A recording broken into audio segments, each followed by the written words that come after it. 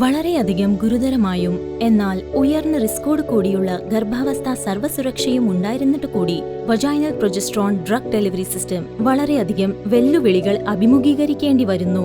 മാത്രമല്ല, side എഫക്റ്റിന്റെ risk നിരക്ക് കൂടി ഉയർത്തുന്നു. വജൈനൽ പ്രൊജസ്ട്രോൺ തെറപ്പിയുമായി ബന്ധപ്പെട്ട പ്രശ്നങ്ങളെ അഭിമുഖീകരിക്കുമ്പോൾ ഭാരതീയ സ്ത്രീ എപ്പോഴും അതിൽ മുഴുകിയിരിക്കുന്നതായി കാണാം. അതുകൊണ്ട് തന്നെ ഇതൊരിക്കലും പരിഹരിക്കപ്പെടാവുന്ന പ്രശ്നമല്ല.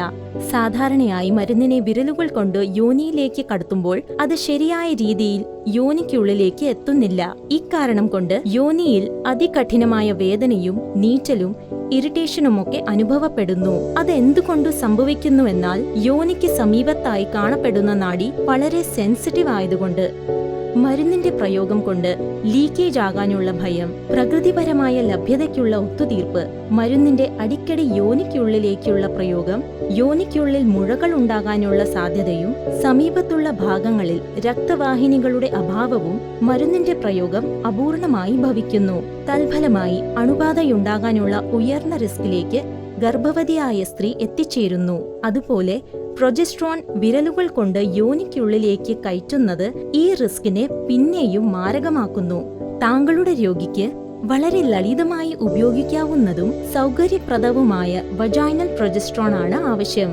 എറിസ് യോനിക്കുള്ളിലേക്കുള്ള മരുന്നിന്റെ പ്രയോഗം വളരെ സുഗമമാക്കി തീർത്തിരിക്കുന്നു. ട്രൂസൈറ്റ് യഥാസമയം ആവശ്യമുള്ളതുപോലെ ഉപയോഗിക്കുക. ട്രൂസൈറ്റ് ആപ്ലിക്കേറ്റർ മാനവരാശിക്ക് ഒരു മുതൽക്കൂട്ട് തന്നെയാണ്. പ്രത്യേകിച്ചും ഭാരതത്തിലെ ആദ്യത്തെ vaginal progesterone drug delivery system ആണെന്ന് എടുത്തു പറയേണ്ടിയിരിക്കുന്നു.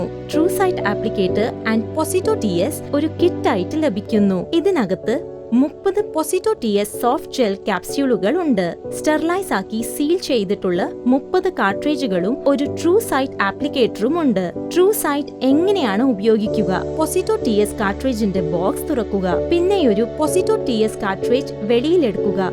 എന്നിട്ട് അതിന്റെ സ്റ്റെറിലൈസ് ചെയ്തിരിക്കുന്ന സീൽ തുറക്കുക. POSITO TS സോഫ്റ്റ് ജെൽ ക്യാപ്സ്യൂളിനെ സ്ട്രിപ്പിൽ നിന്നും പുറത്തേക്കെടുക്കുക. ഇനി പതിയെ സോഫ്റ്റ് ജെൽ ക്യാപ്സ്യൂളിനെ ട്യൂബിൽ വെക്കുക. ശേഷം ട്രൂസൈറ്റ് ആപ്ലിക്കേറ്ററിനെ ബോക്സിൽ നിന്നും പുറത്തേക്കെടുക്കുക. പിന്നെ അതിന്റെ പ്രൊട്ടക്ട് ആക്കിയിട്ടുള്ള അടപ്പ് മാറ്റുക. ഇനി ട്രൂസൈറ്റ് ആപ്ലിക്കേറ്ററിനെ അതിന്റെ കാർട്രിഡ്ജിൽ ഉറപ്പിക്കുക. പിന്നെ ഇതിനെ 4-5 പ്രാവശ്യം ഇതുപോലെ നന്നായി തിരിക്കുക. സോഫ്റ്റ് ജെൽ കൊണ്ട് നിറഞ്ഞിരിക്കുന്ന കാർട്രിഡ്ജ് ട്യൂബിൽ നിന്നും പുറത്തേക്കെടുക്കുക. ഇപ്പോൾ ഇത് യോനിയിൽ സോഫ്റ്റ് ജെൽ ഇടത്തക്കം തരത്തിൽ തയ്യാറായിരിക്കുന്നു. സൗകര്യമായ ഒരു അവസ്ഥയിൽ ഇരുന്നതിനു ശേഷം ഇതിനെ കാർട്രിഡ്ജിന്റെ ആഴത്തിൽ യോനിയിൽ പിസ്റ്റണിനെ വളരെ സാവധാനത്തിൽ അമർത്തുക. എന്നാൽ അല്പം ശക്തിയോടെയും. അത് POSITO TS ക്യാപ്സ്യൂളിനെ യോനിയുടെ അറ്റം വരെ എത്തിക്കുന്നതിന് കഴിയും. സോഫ്റ്റ് ജെൽ ക്യാപ്സ്യൂൾ ശരിയായ യോനിയുടെ ആഴത്തിൽ നിക്ഷേപിക്കപ്പെടുന്നു. ട്രൂസൈറ്റ് ആപ്ലിക്കേറ്ററിനൊപ്പം മരുന്നിന് യോനിക്കുള്ളിൽ ഭംഗിയായി ചെന്നെത്താൻ കഴിയുന്നു. വേദനയില്ല, എരിച്ചിലില്ല, മറ്റു ഇറിറ്റേഷനുകളൊന്നുമില്ല. ലീക്കേജ് ആകാനുള്ള ഭയവും വേണ്ട. മരുന്ന് വളരെ നന്നായി പറ്റിപ്പിടിക്കുന്നു.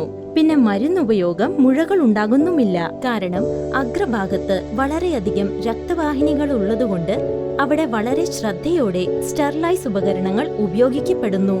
അതുകൊണ്ട് ഇൻഫെക്ഷൻ ഉണ്ടാകുമെന്ന ഭയവും വേണ്ട. ആപ്ലിക്കേറ്റർ വെളിയിലെടുത്ത് കാർട്രിഡ്ജിനെ തുറക്കുക. കാർട്രിഡ്ജ് ട്യൂബും സിലന്റിനെയും വേസ്റ്റ് ബിന്നിൽ കളയുക.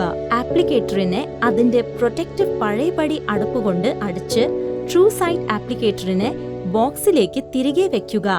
POSITO TSഉം പിന്നെ ട്രൂസൈറ്റ് ആപ്ലിക്കേറ്ററും യഥാസമയം ആവശ്യമുള്ളതുപോലെ ഉപയോഗിക്കുക.